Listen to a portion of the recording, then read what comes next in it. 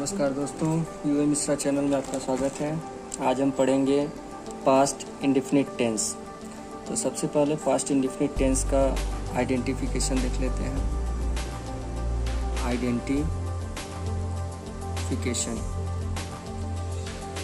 Identification मतलब पहचान।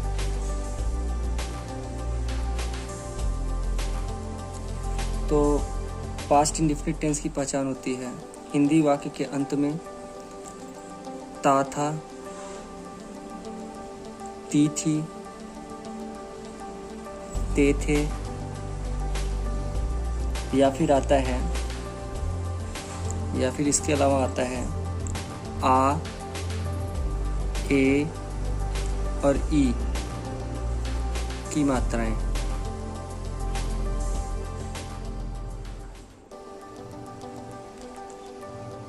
ये चीज़ें हमारे आती हैं पास्ट इंडेफिनिट टेंस में। यही है पास्ट इंडेफिनिट टेंस की पहचान। अगर पास्ट इंडेफिनिट टेंस के हिंदी का वाक्य देखेंगे तो उसके अंत में ता था, ती थी, ते थे या फिर आ, ए, ई की मात्राएं आएंगी।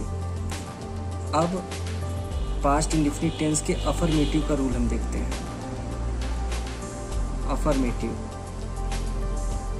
अफर्मेटिव सेंटेंस का रूल देखते हैं। तो अफर्मेटिव सेंटेंस का रूल क्या होता है? सिंगुलर और प्लूरल दोनों के साथ, सिंगुलर के साथ भी और प्लूरल के साथ भी, दोनों के साथ हम लगाएंगे वर्ब का सेकेंड फॉर्म।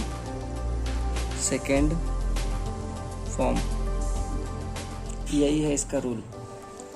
अब सिंगुलर क्या होता है? तो सिंगुलर में हम जानते हैं ही, शी और नेम आता है।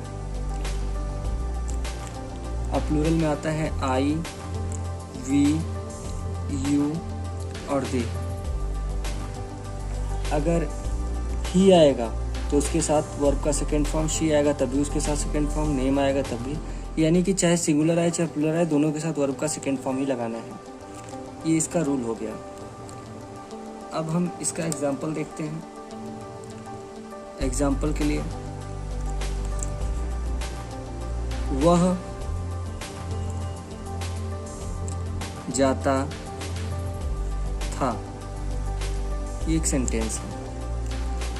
तो सबसे पहले वह की अंग्रेजी लिखेंगे।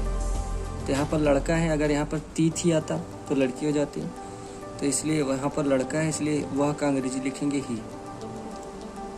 अब यहाँ लास्ट में देख रहे हैं ता था आया है, और ता था के लिए ता था, ती थी, ते थे अगर आएगा तो हम इसकी पहचान होती है, ये पास्ट इंडेफिनिट टेंस की पहचान होती है। या आए की मात्राएं हैं, इसको भी अभी बताएंगे। तो ता था लास्ट में आया है, इसलिए क्या करेंगे? वर्ब का सेकेंड फॉर्म। जाना का होता है गो, दूसरा होता है वेंट, तीसरा होता है गॉन। तो हमको दूसरा वाला लगाना है, second form, went. He went, वह जाता था। अगर मान लीजिए ये न दे करके सेंटेंस अगर ऐसे देता, वह गया, तो यहाँ पर लास्ट में आ रहा है। तो अगर आ, ए, ई आए तो वहाँ पर भी हम क्या करते हैं? वर्ब का सेकेंड फॉर्म यूज करते हैं। ये भी पास्ट इंडेफिनिट टेंस की पहचान है। तो वह का हो जाएगा ही, और गया का वेंट ही हो जाएगा। ही वेंट, वह गया। मैं राम के साथ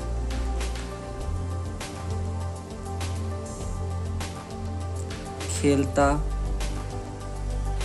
था। अगर ये सेंटेंस हो तो कैसे बनाएंगे? सबसे पहले पहला जो सेंटेंस, जो पहला वर्ड होता है उसकी अंग्रेजी लिखते हैं। तो मैं का हो जाएगा आई। अब ता था, पहचान है ता था, और ता था किसका होता है? पास्ट इंडेफिनिट टेंस का।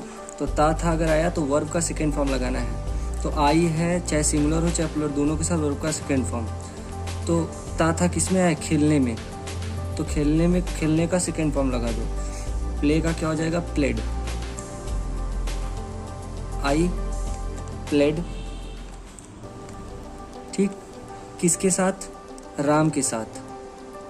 विद राम। ये हो गया हमारा सेंटेंस पूरा।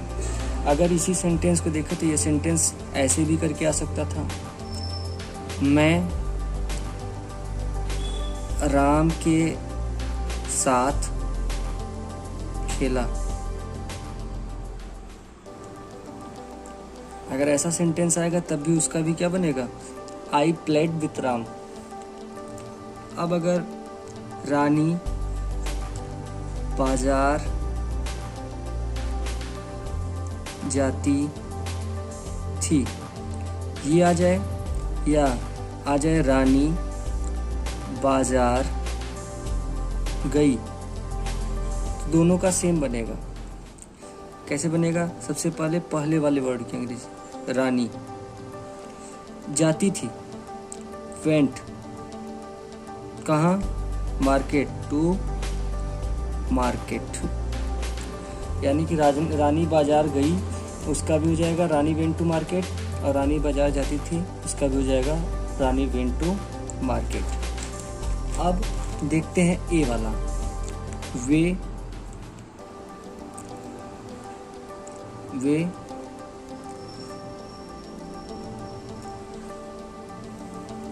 राम के साथ